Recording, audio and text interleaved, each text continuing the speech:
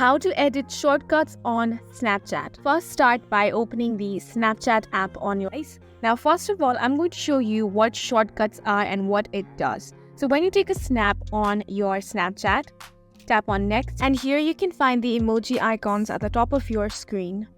If you tap on that, this is your shortcut. So you can simply tap on Select All and send the snap to a lot of people without having to tap on it one by one.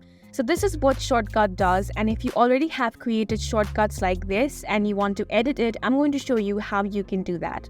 So for that, let's just head back. From here, you want to click a snap, tap on Next. Now here you want to tap on the plus icon at the top of your screen. From here, you can find your shortcuts. So you want to tap on the shortcut that you want to edit. Let's say this one. Now from here, you can select or unselect accounts, which means you can add or remove people from here. So I'm going to remove this one and then I'm going to add this account right here. After you have edited, tap on Save.